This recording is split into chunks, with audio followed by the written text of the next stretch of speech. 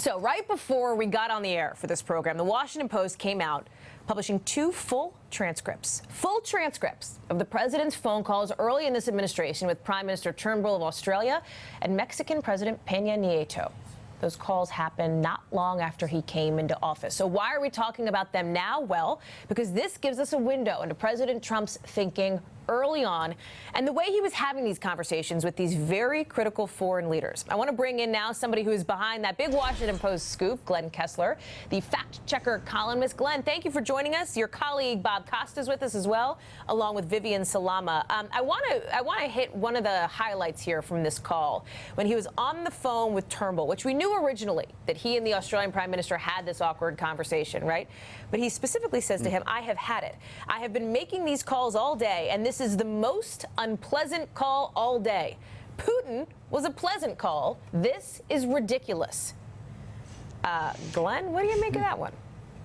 Well, you know, when it was first reported that he had a very difficult conversation with the Australian Prime Minister, his aides attributed a bit to it coming towards the end of the day, and that perhaps he was tired. I mean, he didn't necessarily deny that there was tension. It had to do with an agreement that the Obama administration had made with the Australian government to consider accepting a number of refugees. Right. And Trump was very angry and upset that he had to fulfill that agreement.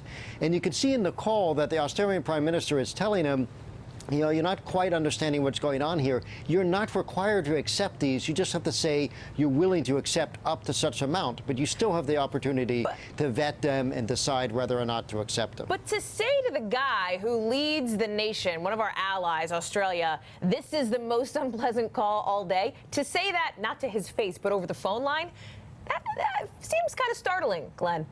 Oh, yes.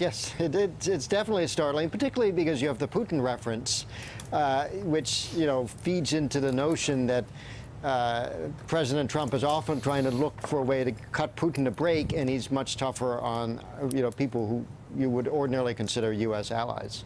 There's also that line that Casey Hunt referenced earlier in this broadcast that I want to share with folks here about Mexico paying for the border wall. And the president said, my people stand up and say Mexico will pay for the wall, and your people probably say something in a similar but slightly different language. But he says, but the fact is we are both in a little bit of a political bind because I have to have Mexico pay for the wall. I have to. This is the president explicitly acknowledging that he made this pledge. He is in a political bind because he said Mexico would pay for the wall. Mexico says not going to happen. They said it from the beginning. This has given us some new insight into this relationship, right, between these two leaders. Exactly. And in fact, you know, it was quite striking. The president never really said again that Mexico would pay for the wall after that phone call. And, you know, I noted it a number of times after the fact. They went radio silent and never really explained it. And yet it was an explicit promise he put in his 100-day plan where he said one of the key promises was Mexico will pay for the wall. So he knew he was in a bind, and he was trying to figure out a way to kind of let it go, fade away as an issue. So there's already, even in just the last 50 minutes or so, ton of reaction over on Capitol Hill to all of this. I want to share with you, our own Casey Hunt caught up with Senator Lindsey Graham, and he had an interesting reaction when she asked him about these transcripts. Listen to what he said. It is not fair to this president in terms of the leaks. Whether you like President Trump or not, no president can do business if their phone calls are going to be leaked to the Washington Post. So I hope Jeff Sessions can do something about the leaking because it's really hurting the president. So, Senator Graham, not really getting into the contents of this, but the fact that the contents are even out there at all, Viv. Yeah, well, General Kelly has been brought in as chief of staff essentially to go after these leaks. This is a big issue for this administration, something that has concerned them since day one, and they really want to go after it. Who would have had access to this, though? Wouldn't have necessarily had to have been in the West Wing, right? That is true. A lot of these transcripts are passed around various parts of the intelligence community and within the administration, so senior officials are aware of what the president's saying. Two other senators are responding to this as well, both of them from New Hampshire. talking about something else that the president said. We had this earlier in the show, talking about New Hampshire being a drug-infested den in the context in this conversation with the Mexican president of drugs coming across the southern border. Here's what Maggie Hassan had to say. She said, "Real Donald Trump," his Twitter handle, "his comments about New Hampshire are disgusting."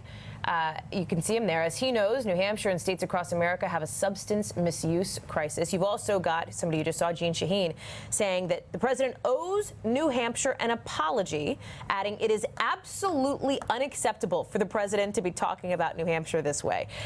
The leaks are out there, right? The transcripts have been leaked and they're out there, and it's not winning the president a ton of friends on Capitol Hill. President did well in the New Hampshire primary, but New Hampshire remains a swing state. It's pretty purple in its political makeup. So this could be an issue for the president ahead of 2020, using this kind of colorful language. In fact, incendiary language, if you live in New Hampshire, has a political cost, but it is only 2017. Glenn Kessler, thank you very much for sticking around and chatting. Hey there, I'm Chris Hayes from MSNBC. Thanks for watching MSNBC on YouTube. If you want to keep up to date with the videos we're putting out, you can click subscribe just below me or click over on this list to see lots of other great videos.